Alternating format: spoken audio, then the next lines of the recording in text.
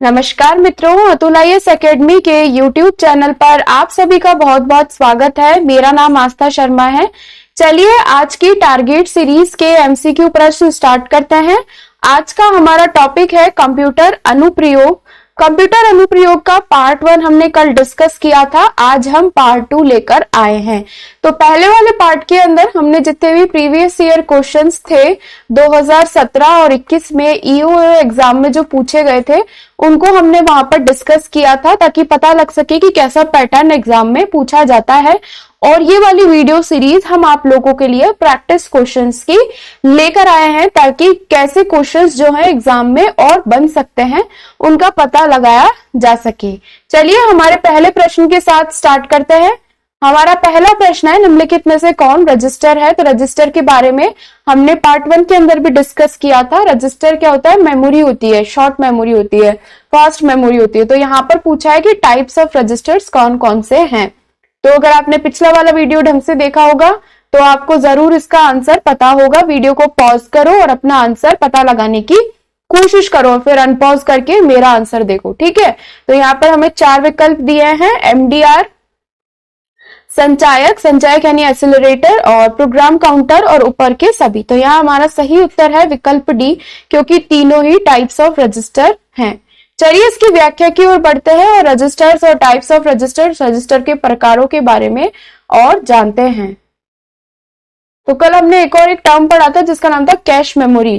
तो जो cache memory होती है वो फास्ट मेमोरी होती है। तो वैसे ही जो रजिस्टर होता है ये भी एक तरीके से सीपीयू की, प्रोसेसर की एक फास्ट एक्सेसिबल मेमोरी होती है। और ये कुछ 3-4 प्रकार के इसमें रजिस्टर्स होते हैं, एमडीआर, एमएआर, संचायक और प्रोग्राम काउंटर। इवन हमने प्रोग्राम काउंटर के बारे में भी पहले जो है पिछले वाले वीडियो में पढ़ा था। तो आप पिछला वाला वीडियो देखें और देखें कि प्रोग्राम काउंटर पे कैसा क्वेश्चन जो है वो प्रीवियस ईयर में बना था। कंप्यूटर आर्किटेक्चर में रजिस्टर बहुत ही तेज कंप्यूटर मेमोरी होते हैं। ये जरूर याद रखें कि they are very fast computer memory, जिनका उपयोग प्रोग्राम और संचालन को कुशलता पूर्वक निष्पादित करने के लिए किया जाता है। रजिस्टर रखने का एकमात्र उद्देश्य सीपीयू द्वारा प्रसंस्करण के लिए डेटा की तेजी से पुनर्प्राप्ति है।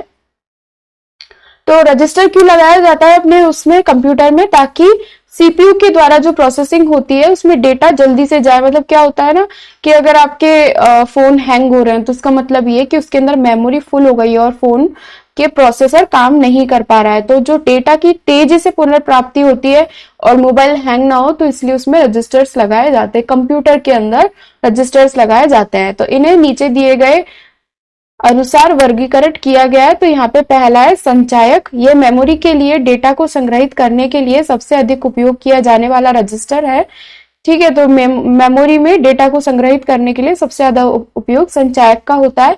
ये अलग अलग माइक्रो प्रोसेसर में अलग अलग संख्या में होते हैं। तो जो माइक्रो प्रोसेसर छोटे छोटे चिप्स होते हैं ना, जो हमारे फोन्स में या फिर कहीं भी लगे होते हैं, आजकल जो इलेक्ट्रिक व्हीकल्स वगैरह आ रहे हैं, तो माइक्रो प्रोसेसर चिप में जो छोटी सी मेमोरी का काम करता है वो संचायक रजिस्टर करता है।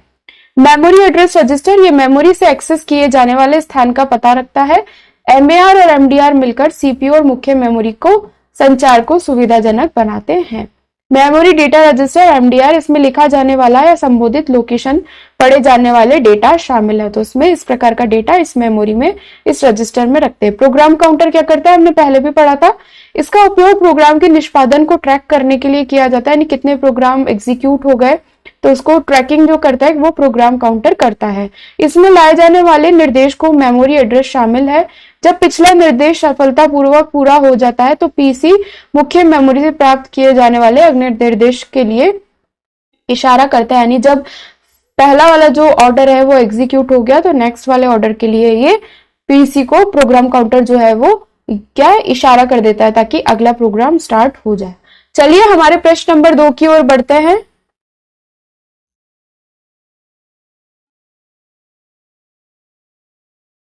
हमारा प्रश्न नंबर 2 है, सूचना प्रसंस्करण चक्र में निम्नलिखित में से कौन सी प्रक्रियाएं शामिल हैं?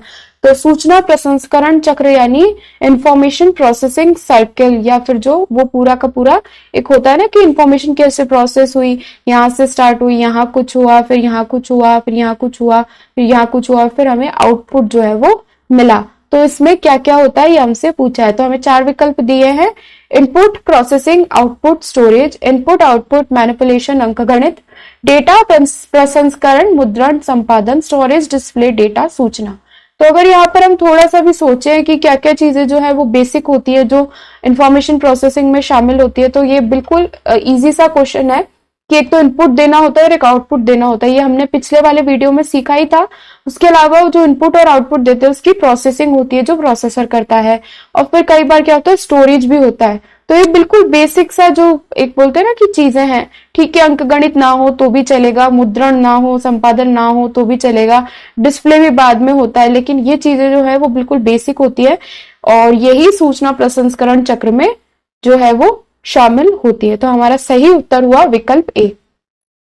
चलिए इसकी व्याख्या की ओर बढ़ते हैं और प्रसंस्करण के बारे में और जानते हैं।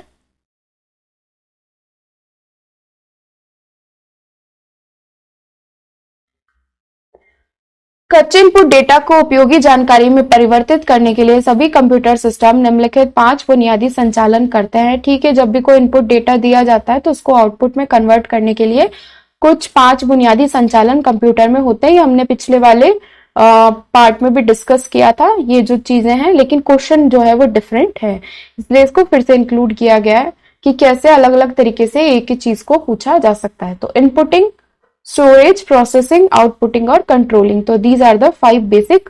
तो ये 5 कुछ ऐसे बुनियादी जो है वो काम होते हैं। तो इनपुटिंग में कंप्यूटर सिस्टम में डेटा और निर्देश दर्ज की प्रक्रिया, डेटा और निर्देशों को सहेजना ताकि आवश्यकता पड़ने पर प्रारंभिक या अतिरिक्त प्रसंस्करण के लिए उन्हें आसानी से उपलब्ध कराया जा सके। प्रोसेसिंग यानी डेटा को उपयोगी जानकारी में बदलने के लिए अंकगणितीय संचालन, जोड़ना, घटाना, गुणा करना, विभाजित करना, या तार्किक संचालन, तुलना करना जैसे बराबर, कम, अधिक आदि। आउटपुटिंग एक उपयोगकर्ता के लिए उपयोगी जानकारी या परिणाम तैयार करने की प्रक्रिया जैसे मुद्रित रिपोर्ट या दृश्य प्रदर्शन। कंट्रोलिंग उपरोक्त कार्यों को करने के तरीके और क्रम को निर्देशित करना, यानी कोई एक कंट्रोलर भी एज ए कंट्रोल यूनिट भी काम करता है। तो ये हमने किसके बारे में जाना, ये हमने जाना कि कोई भी प्रोसेसिंग होती है तो उसके अंदर 5 बुनियादी कौन कौन से काम होते हैं। प्रश्न नंबर 3 की ओर बढ़ते हैं। कंप्यूटर का प्रोसेसर निम्नलिखित में से किस भाग से बना हुआ होता है? तो कंप्यूटर के अंदर सीपीयू होता है, सेंट्रल प्रोसेसिंग यूनिट, और उसके अंदर होता है प्रोसेसर। तो ये पूछ रहे कि प्रोसेसर किस किस से मिलकर बना होता है। तो ये हमने कल भी थोड़ा सा डिस्कस किया था प्रोसेसर के बारे में, फिर से क्वेश्चन आया। सीपीयू और मुख्य मेमोरी, हार्ड डिस्क और फ्लॉपी ड्राइव, नियंत्रण इकाई और एएलयू, ऑपरेटिंग सिस्टम और अनुप्रयोग। तो यहाँ हमारा सही उत्तर है विकल्प सी, यानी कंट्रोल यूनिट, नियंत्रण इकाई और अर्थमेटिक और लॉजिकल यूनिट, ये दोनों मिलकर जो है वो कंप्यूटर का प्रोसेसर बनाते हैं। ठीक है, तो प्रोसेसर क्या होता है? प्रोसेसिंग करता है, यानी प्रसंस्करण करता है। प्रसंस्करण का काम ये दोनों जो है वो करते हैं। चलिए इसकी व्याख्या की ओर बढ़ते हैं और इसके बारे में जानते हैं।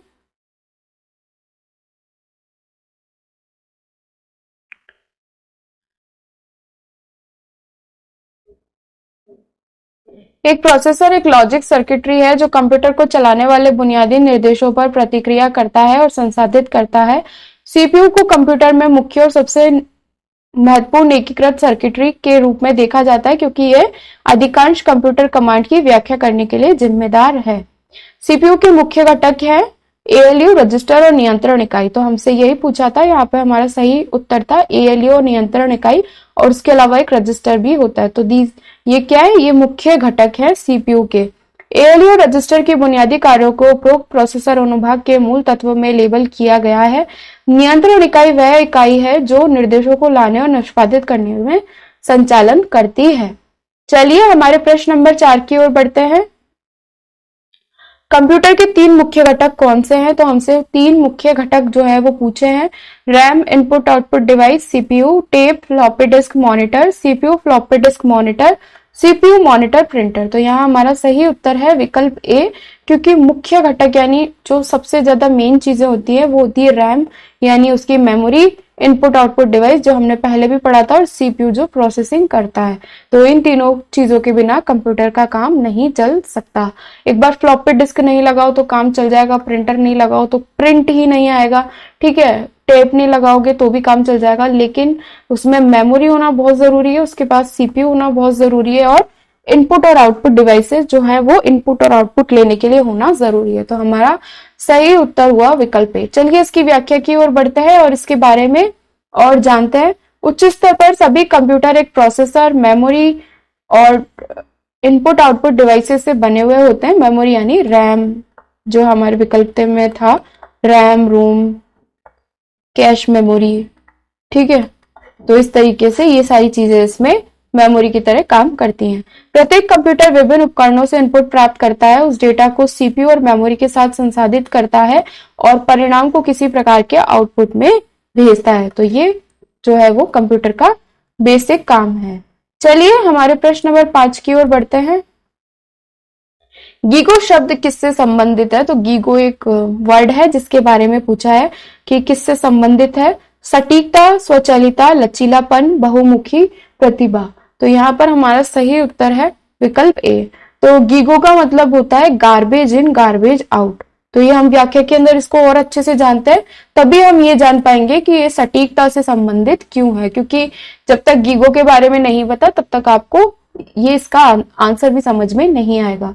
तो गार्बेज इन गार्बेज आउट यानी जो गार्बेज अंदर जाएगा वही गार्बेज आउट आएगा। ऐसे बोलते हैं ना कि कचरा खिलाया तो वो कांटे बोए तो कांटे ही मिलेंगे, यानी जो हम देते हैं वही हमें मिलता है। तो ये कंप्यूटर के टर्म्स में भी यही है कि गार्बेज यानी अगर आपने कचरा दिया है तो कचरा ही आपको वापस मिलेगा। कचरा दिया यानी इनपुट में कुछ खराबी है तो आउटपुट भी खराब ही आएगा। जब तक आप अच्छा इनपुट नहीं दोगे तब तक अच्छा आउटपुट भी नहीं आएगा। तो ये कंप्यूटर में भी होता है।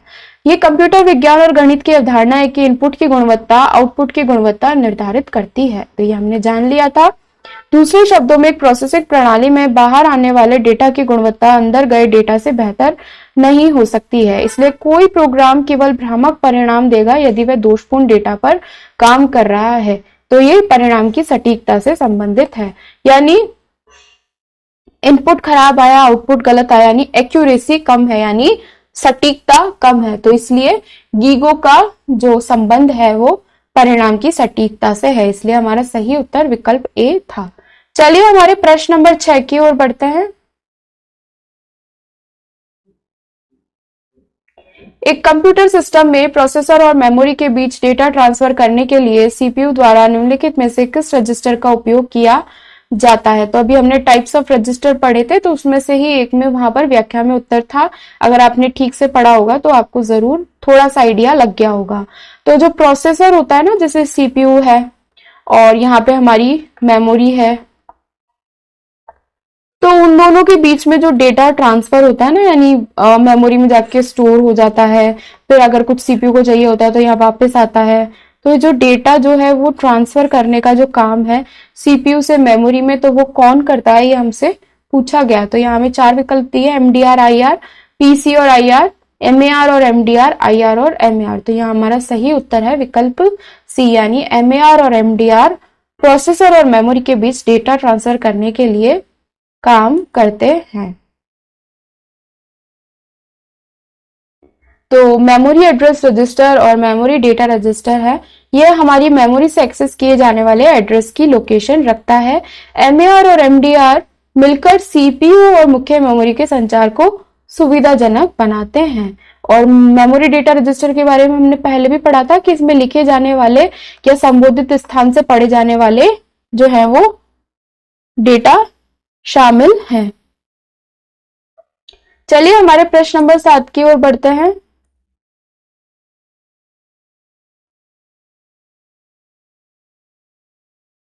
प्रौद्योगिकी के संदर्भ में संवर्धित वास्तविकता क्या है? तो संवर्धित वास्तविकता, जिसको हम इंग्लिश में ऑगमेंटेड रियलिटी बोलते हैं, तो आपसे इंग्लिश में भी ट्रांसलिटरेशन करके ऑगमेंटेड रियलिटी बोल सकते हैं, और वैसे इसको हिंदी में बोलते हैं संवर्धित वास्तविकता है। तो हमसे ये अभी लेटेस्ट टेक्नोलॉजी जो है चल रही है, तो लेटेस्ट टेक्नोलॉजी पे भी कंप्यूटर में क्वेश्चन पूछा जा सकता है, इसलिए हमने इसको इंक्लूड किया है। और इसके साथ साथ 2-3 चीजें और जो अभी टेक्नोलॉजीज जो है वो अभी न्यूज में है, तो वो भी आपकी इसमें कवर हो जाएंगी।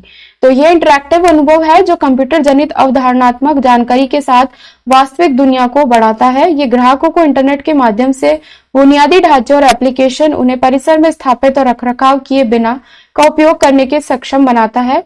यह कंप्यूटर मॉडलिंग और सिमुलेशन का उपयोग है जो किसी व्यक्ति को कृत्रिम त्रिआयामी दृश्य या अन्य संवेदी वातावरण के साथ बातचीत करने के लिए सक्षम बनाता है।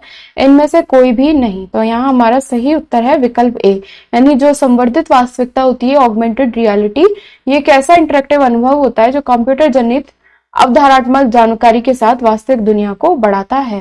यानी मैं कुछ भी कर रही हूँ तो उसमें एक लेयर जो है वो ऐड हो जाएगी और वो रियलिटी को ऑगमेंटेड यानी और ज्यादा बड़ा चढ़ाकर पेश किया जाता है। ठीक है, तो ये एक लेटेस्ट टेक्नोलॉजी है जिसके ऊपर कुछ कंपनीज जो है वो काम कर रही हैं। तो संवर्धित वास्तविकता क्या होती है? एक इंटरैक्टिव अनुभव होता है जो कंप्यूटर जनित अवधारणात्मक जानकारी के साथ वास्तविक दुनिया को बढ़ाता है। सॉफ्टवेयर, ऐप और एआर ग्लास जैसे हार्डवेयर का उपयोग करके संवर्धित वास्तविकता वास्तविक जीवन के वातावरण और वस्तुओं पर डिजिटल सामग्री को ओवरले करती है। यानी जैसे ये टेबल है, ठीक है, तो ये टेबल के ऊपर सॉफ्टवेयर, ऐप, एआर ग्लास जो है इनका उपयोग करके एक लेयर ऑफ थिंग बना देंगे। यानी अब ये टेबल है तो टेबल के ऊपर और कुछ चीजें दिखेंगी जो असली में है ही नहीं। तो ये डिजिटल सामग्री को वातावरण और वास्तविक जीवन पर ओवरले करती है, यानी एक लेयर ऐड कर देती है। इसलिए इसको बोलते हैं ऑगमेंटेड रियलिटी, यानी रियलिटी को थोड़ा सा और बड़ा चढ़ाकर पेश करना। तो ये जरूर आप अच्छे से याद रखें, इस पर क्वेश्चन आने के चांसेस हैं।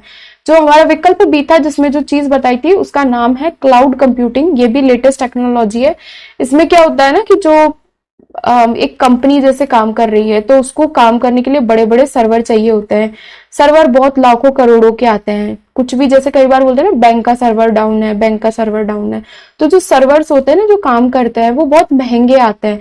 तो अब जैसे मेरी छोटी सी कंपनी है तो बैंक तो चलो बैंक के पास करोड़ों का बजट होता है तो वो सर्वर मेंटेन कर सकते हैं, लेकिन मेरी छोटी सी कंपनी है, अब मेरे पास इतने फंड्स नहीं है तो मैं क्या करूंगी, मैं करोड़ों के सर्वर जो है वो अफोर्ड नहीं कर सकती, ना ही मेरे पास इतना जगह है कि मैं सर्वर्स को रख सकूं।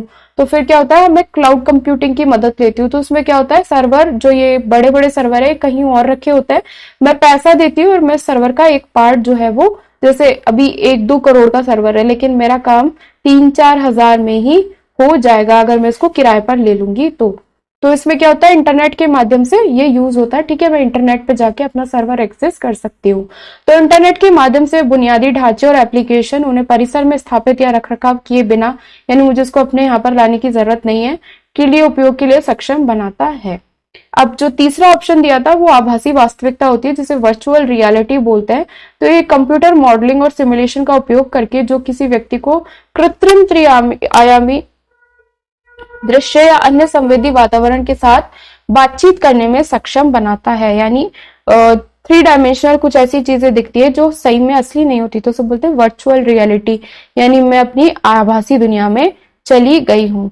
वीआर एप्लीकेशन उपयोगकर्ता को कंप्यूटर जनित वातावरण में डुबो देते हैं जो इंटरैक्टिव उपकरणों के माध्यम से वास्तविकता का अनुकरण करता है, जो जानकारी भेजते हुए प्राप्त करते हैं।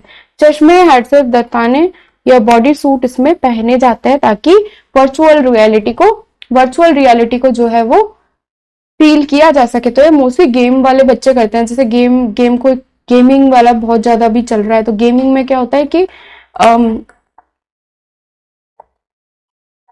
जैसे मेरे को कोई गेम खेलना है तो पहले मैं गेम लैपटॉप पे खेलती थी, अब मैं एक चश्मा लगा लूंगी, अपने हाथ में कुछ ले लूंगी और दस्ताने पहन लूंगी या बॉडी सूट पहन लूंगी और अब मैं अपने आप को गेमिंग बैटल फील्ड में पाऊंगी। जैसे अभी काउंटर स्ट्राइक बहुत चल रहा है, तो पहले तो लोग बच्चे काउंटर स्ट्राइक इस पे लैपटॉप पे खेलते थे, अब वो ऐसा कुछ पहन लेंगे कि उनको लगेगा कि असली में वही जाके वहां पर बैटल फील्ड में पिस्तौल चला रहे हैं या गन चला रहे हैं या गेम खेल रहे हैं। तो वो वर्चुअल रियलिटी के माध्यम से आप जो है वर्चुअली कहीं पर पहुंच सकते हैं। आपको लगेगा कि आप असली में वहां पर हैं, जबकि आपने कुछ ऐसी चीजें पहनी होती है जो आपको आभास करवाती है कि आप वहां पर हो। तो इस प्रकार से हमने आभासी वास्तविकता के बारे में जाना। तो इन तीनों को अच्छे से याद कर लेना क्योंकि तीनों ही लेटेस्ट टेक्नोलॉजीज है, तो क्वेश्चंस आने के चांसेस हैं। प्रश्न नंबर 8 की ओर बढ़ते हैं। निम्नलिखित उपकरणों पर विचार करें। कुछ उपकरण हमें दिए हैं कंप्यूटर के, keyboard, mouse, scanner, power point, microphone. हमसे पूछा उपरोक्त में से कौन कंप्यूटर में इनपुट डिवाइस के उदाहरण हैं। तो अभी हम बहुत देर से हर क्वेश्चन में इनपुट इनपुट आउटपुट आउटपुट पढ़ रहे थे।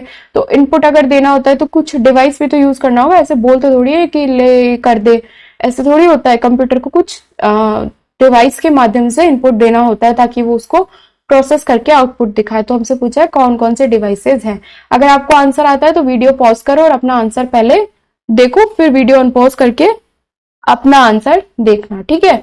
तो यहाँ पर हमारा सही उत्तर है विकल्प डी, क्योंकि कीबोर्ड इनपुट डिवाइस है, माउस इनपुट डिवाइस है, स्कैनर है, माइक्रोफोन है, पर पावर पॉइंट नहीं है। पावर पॉइंट सॉफ्टवेयर है, ना कि इनपुट डिवाइस है, इसलिए हमारा सही उत्तर हुआ विकल्प डी। चलिए इसकी व्याख्या की ओर बढ़ते हैं।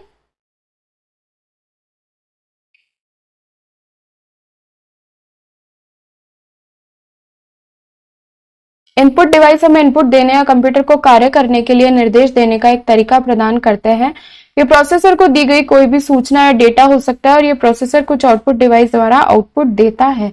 तो इनपुट डिवाइसेस हैं keyboard, mouse, scanner, light pen, barcode reader, microphone, touch screen, joystick, webcam. तो इन सभी के माध्यम से हम कंप्यूटर को इनपुट दे सकते हैं। चलिए हमारे प्रश्न नंबर 9 की ओर बढ़ते हैं। ओसीआर क्या है? तो ओसीआर की फुल फॉर्म हमसे यहाँ पर पूछी है, तो 4 ऑप्शंस दिए, optical character recognition, optical CPU recognition, वैकल्पिक कैरेक्टर रेंडरिंग, अन्य कैरेक्टर रेस्टोरेशन। तो यहाँ हमारा सही उत्तर है, ये तो आपको याद ही करना पड़ेगा, ओसीआर की फुल फॉर्म होती है ऑप्टिकल कैरेक्टर रिकॉग्निशन। तो ये एक तरीके से जैसे हम क्यूआर कोड स्कैनर होता है वैसे एक ओसीआर होता है। तो ये क्या करता है कि कैरेक्टर्स को रिकॉग्नाइज करता है, और फिर जैसे मेरी किताब है, ठीक है, तो मेरी किताब के अंदर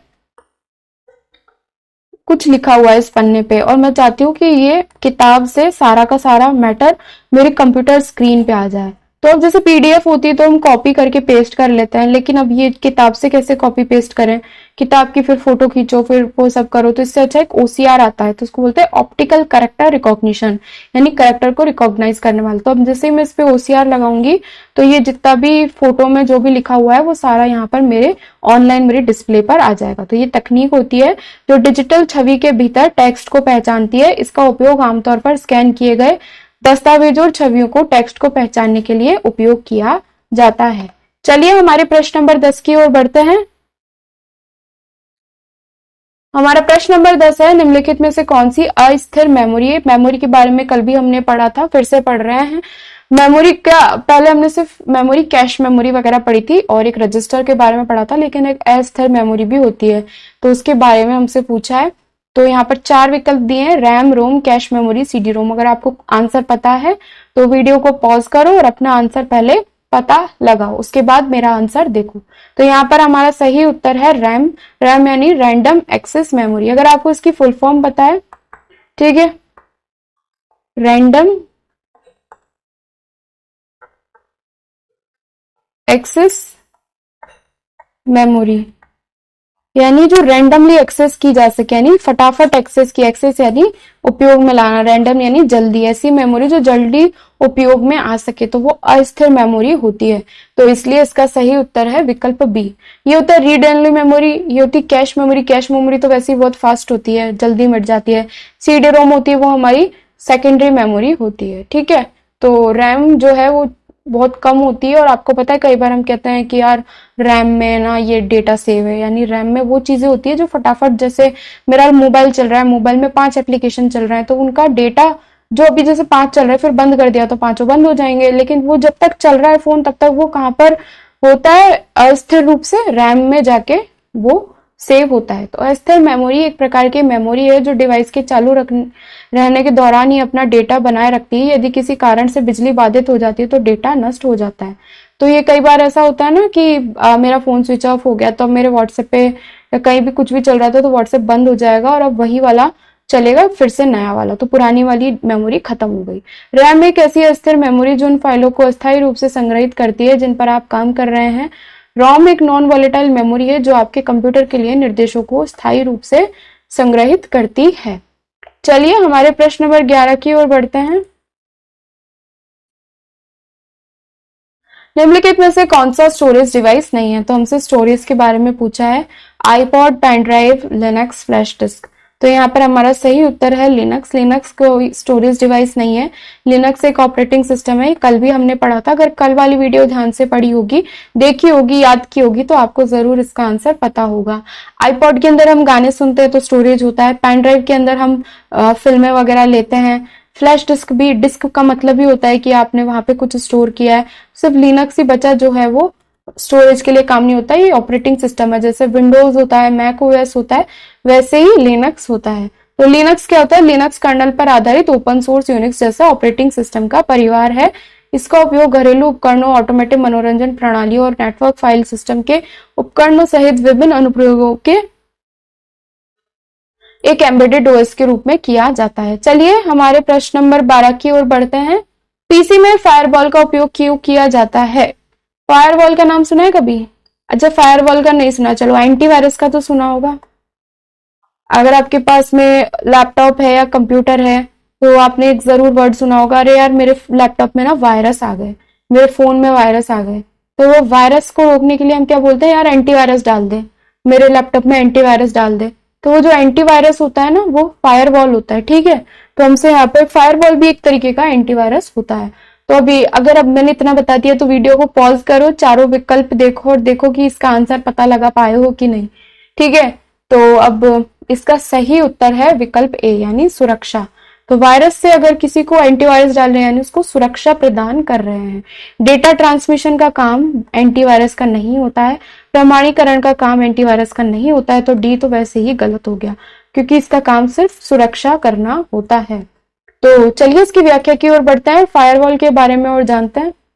कंप्यूटर से रिलेटेड क्वेश्चंस कर रहे हैं तो वायरस से रिलेटेड क्वेश्चंस भी पढ़ना बहुत जरूरी है, क्योंकि कंप्यूटर वायरस बहुत इंपॉर्टेंट एक पार्ट है। तो फायरवॉल, फायर का मतलब क्या होता है? आग, वॉल यानी दीवार, यानी एक ऐसी आग की दीवार जिसके आर पार कोई वायरस नहीं जा सकता है। तो फायरवॉल एक ऐसी नेटवर्क सुरक्षा उपकरण है जो इनकमिंग और आउटगोइंग नेटवर्क ट्रैफिक की निगरानी करता है, यानी मेरे कंप्यूटर में क्या आ रहा है और क्या जा रहा है दोनों देखता है। क्यों? कि कहीं आते समय वायरस ना आ गया हो। और सुरक्षा नियमों के परिभाषित सेट के आधार पर यह निर्णय लेता है कि विशिष्ट ट्रैफिक को अनुमति दी जाए या ब्लॉक किया जाए। इसे कंप्यूटर नेटवर्क में या उसके बाहर अनधिकृत पहुंच को रोकने के लिए डिजाइन किया गया है। फायरवॉल का उपयोग अक्सर यह सुनिश्चित करने के लिए किया जाता है कि बिना पहुंच वाले इंटरनेट उपयोगकर्ता इंटरनेट से जुड़े निजी नेटवर्क या इंटरनेट के साथ इंटरफेस करने में सक्षम तो नहीं है, यानी इसका काम होता है कुल मिला के वायरस को रोकना। तो मित्रों, इसी प्रकार से आज के हमारे कंप्यूटर के एमसीक्यू प्रश्न यहाँ पर समाप्त होते हैं। अगर आपको वीडियो पसंद आती है तो प्लीज लाइक करें और कमेंट में बताएं कि आपको और कौन कौन से सब्जेक्ट्स के वीडियोस चाहिए। चैनल को सब्सक्राइब करना ना भूलें और अपने हिंदी माध्यम के विद्यार्थियों के साथ जरूर इस एमसीक्यू सीरीज को शेयर करें। जितना ज्यादा आप सब्सक्राइब करते हैं, कमेंट करते हैं, लाइक करते हैं, हमें और ज्यादा काम करने का मोटिवेशन मिलता है और जरूर हमारा मन करता है कि यूपीएससी एग्जाम होने से पहले जितने भी हमारे टॉपिक्स हैं सारे के सारे अच्छे से कवर करवा दिए जाएं। कल का हमारा टॉपिक होगा साइंस का, यानी हम कल सामान्य विज्ञान के क्वेश्चंस आप लोगों के लिए लेकर आएंगे। इसीलिए अतुल आईएएस एकेडमी के साथ जुड़े रहिए ताकि नए नए वीडियोस आपको रोज मिल सकें। इस चैनल के साथ जुड़ने के लिए आप सभी का बहुत बहुत धन्यवाद।